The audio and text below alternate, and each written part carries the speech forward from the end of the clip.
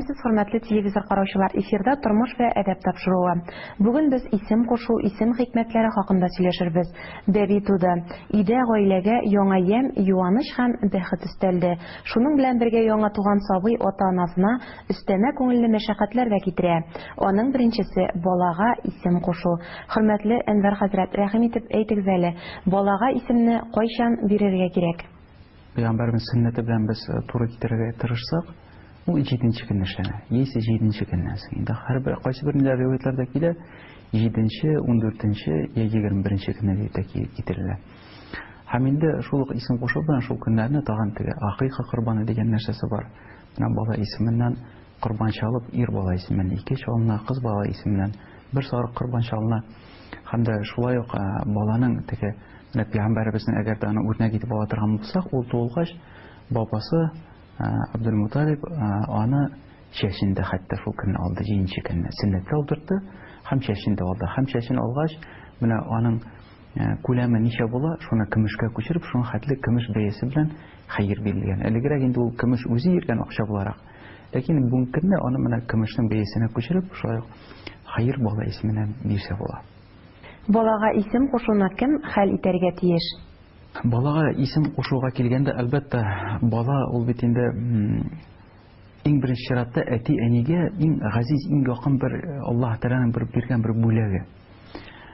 Ләкин шул ук вакытны ул бала менә әти-әни минеке дип әйткәндә дә, аның ата-бабасы да бар әле. Әбиләр, бабайлар бар.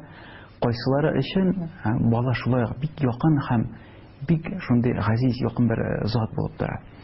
Шуңа күрәдән дә анарга балага исем сайлаганда, әлбәттә, әгәр дә киңәш була икән, яшьләр, ягъни әти белән әни, олылары белән үзләренең әти-әниләре белән, баланың бабасы, әбисе белән әгәр дә очрашып киңәшсәләр, ул бик яхшы була. Нигә дигәндә, мәсәлән, яшьләр инде күбрәк теге заманауи исем булсын дип тырыша бит инде. Теге минем балам ниндидер бер хан замандагы исем белән булмасын дип. Олы кеше исә, олы кеше мәгънәсен карый. Ягъни, менә яшьләр бүген көнне кызганыч ниндидер исемнәр алалар да, аннарысын ул исемнең мәгънәсен карый торган булсаң, ул инде менә мәсәлән, олай беткәч, анарга мәсәлән, бездә бит бар инде татарда теге Фатима әби дип әйтәбез, яисә Асия әби дип әйтәбез, я Габдулла бабай дип әйтәбез. Ул ничектер матур сүз бит, шулай. Ул баланың да киләчәктә әби, бабай буласы бар. Менә аның ниндидер бүген көнне поп звездаларның исемен алып, ул киләчәктә нинди ул шундый бабай булыр. Менә шунда күз алдында тотарга кирәк. Һәм инде олы кешеләр белән киңәшләшкәндә, алар инде менә бу тормыш тәҗрибәсеннән карарак, ул ничегрәк олайгач, ничегрәк бу исемнең мәгънә яңгырашы булыр микән, алар күз алдында тоталар. Исем кушу тәртибе, аны кем башкарырга тиеш соң? Исем кушу тәртибенә килгәндә, әлбәттә инде әти кеше булдыра алса, әти кеше булдыра ала икән, әйтик ул азаннарын дөрес итеп әйтә белә икән, шулай Коръән укый белә икән дөрес итеп, ул вакытны әти кеше аны башкарса бик тә яхшы. Чөнки теге 7нче көнне ул бит инде әни кеше дә әле бала гына тапкан, аңа да кешеләр җыеп ничектер, яисә мәчеткә хәтта килергә дә җайсызрак булырга мөмкин. Бигрәк тә бүген көнне теге операция белән баланы күп табалар бит инде. Шуңа күрә дә, әгәр дә әти булдыра ала икән, бик яхшы әти аны эшләсә. Инде әгәр дә әти булдыра алмый икән, ул вакытны хәзрәткә мөрәҗәгать итәләр.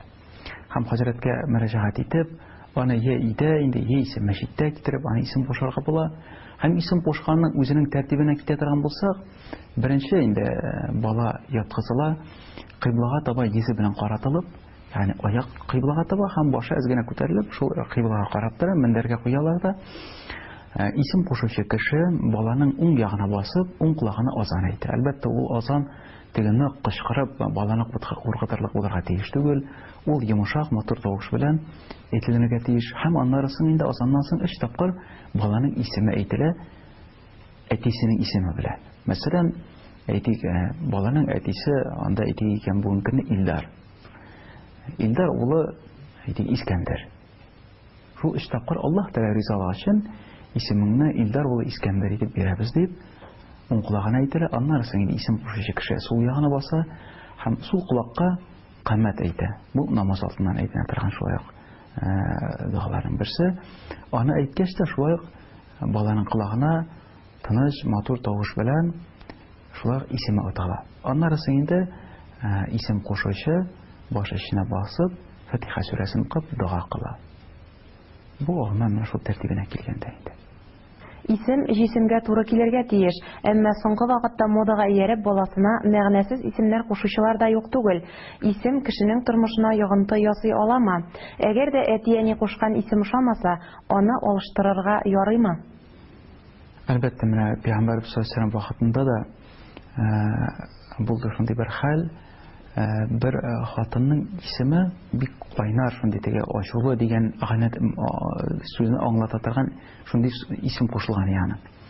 Ләкин Пәйгамбәрбез саллаллаху алейһи вассалам аның исемен үзгәртте. Икенче матур, тыныч, күркәм, йомшак дигән мәгънәле сүзгә үзгәртте аның исемен. Шуннан да әгәр дә ул кешенең исеме начар мәгънәле булса, аны күз алдына китереп карыйк, бу көнне психологлар да әйтәләр бит инде. Бала хәтта теге менә мәктәпкә йөргәндә дәресләрен булдыра алмаса да, син булдыра алмыйсың дип әйтергә ярамый балага. Яисә син теге жүләр, син калган, синең башың эшләми дип әйтергә ярамый. Ни өчен? Чөнки ул бала аны сеңдерә үзенә. Ул бала аны сеңдерә, мин булдыра алмыйм икән, мин начар икән дип. Ә менә уйлап карагыз, әгәр дә исем начар мәгънәле булса, гомер буе тирә-яктагы бөтен җәмгыять монарга моны шул әшәке сүз белән дәшә торган була. Һәм әлбәттә бу аңа тәэсир итә, ничек тәэсир итмәсен. Ул бит менә исем белән без кешегә мөрәҗәгать иткәндә, без ул исеме белән аны я мактаган булабыз, я начар сүз белән әйткән булабыз. Тагын да бар менә ислам күзлегенә карый торган булса, Пәйгамбәр саллаллаху алейһи ва саллям әйтә, балаларыгызга матур исемнәр бирегез ди, чөнки кыямәт көнендә ди, моны шул исемнәр белән аларны чакыралар ди. Һәм инде әлбәттә менә кеше теге динсезлек вакытлар булды бит инде. Менә шул вакытта бигрәк теге сериалларга ияреп китеп кешеләр исемнәр куштылар. Менә исемнәрнең үзен әгәр дә карый торган булсак, бар рөхсәт ителгән генә дә түгел, яхшы булып торган исемнәр. Менә аларны кушсаң, инде ул бик яхшы. Бу мәсәлән Аллаһның исеме белән бәйле булган исемнәр. Абдулла, Аллаһ, Аллаһның абды, Аллаһның кулы дигәнне аңлата. Абдуррахман үзен таралган бит инде.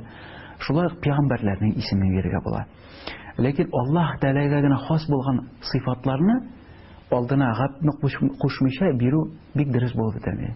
Мәсәлән, Ар-Рахман дип әйтергә ярамый кешегә. Ас-Самад дип әйтергә ярамый. Мәсәлән, бездә кайсы вакытны таралган исемнәр бар бит, Самад дигән исем бездә татар халкында бар.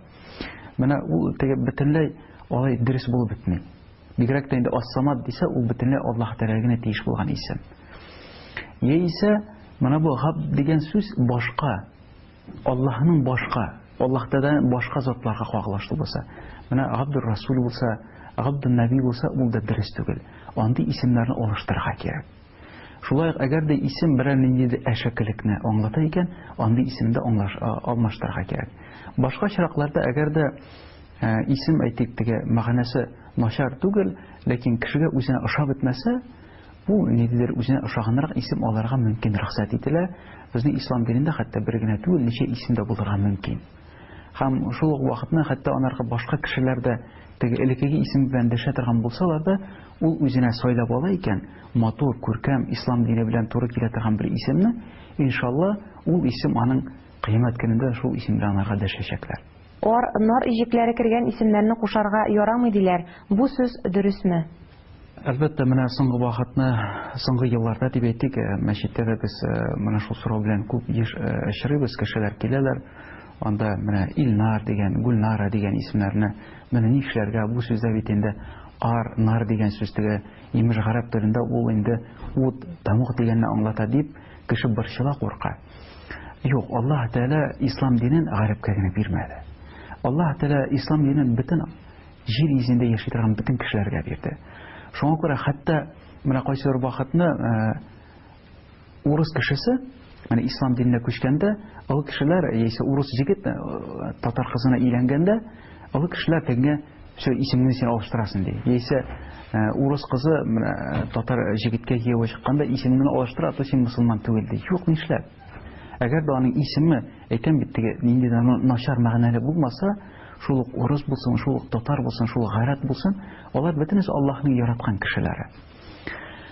Һәм менә бу нар дигән, ар дигән иҗекләр белән килгән исемнәр, Гульнара булсынмы, ул Илнар булсынмы, ул менә шул Гульнараны ала торган булсак, ул фарси теленнән килгән.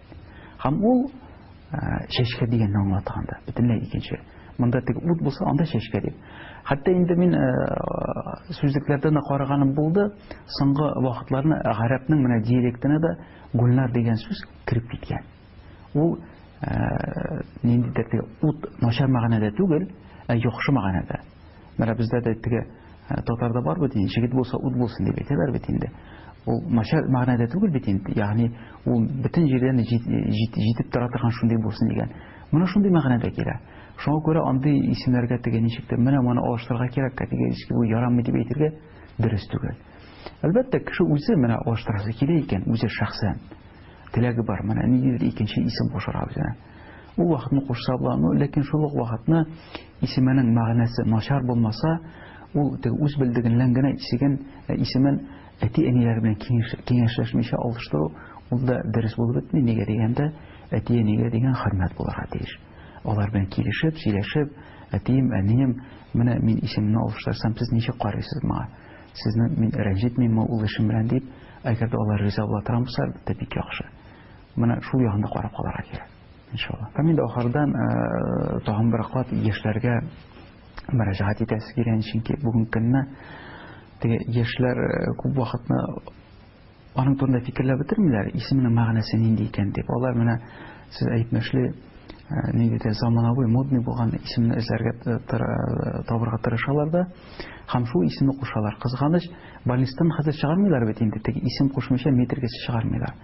Һәм безнең мәчетебезгә килгәндә дә яшьләр кайсыр вакытны инде баласына исем кушып куйган булалар. Бик сайлагыз исемне.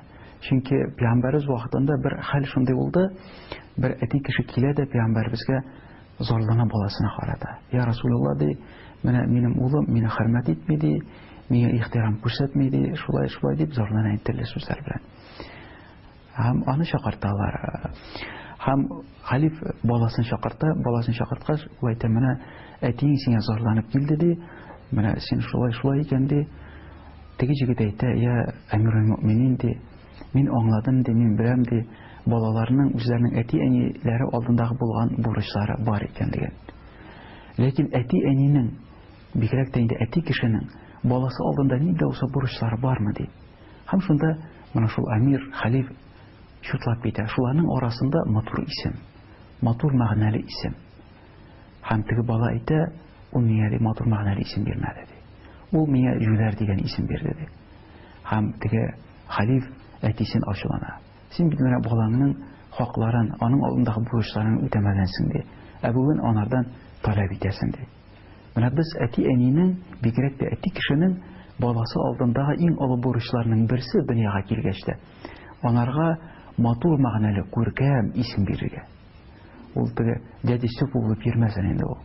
Ул яисә Габдулла бабай булсын үскәч, я Габдурахман булсын, я ул битеге безнең татар исемнәре менә, теге әйтик, аерым безнең татарга гына хас булган исемнәр дә булса да, ләкин алайгач, анарга теге ничектер матур, хөрмәт итә торган исемнәрдән булып торсын ул, иншалла.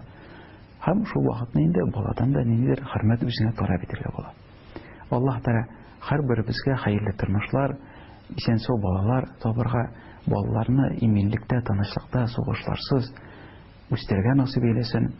Һәм үсеп җиткәч тә балаларыбызны төрле кирәкмәгән начар юллардан саклап калырга Аллаһ Тәгалә шулай насыйп итсен, иншалла.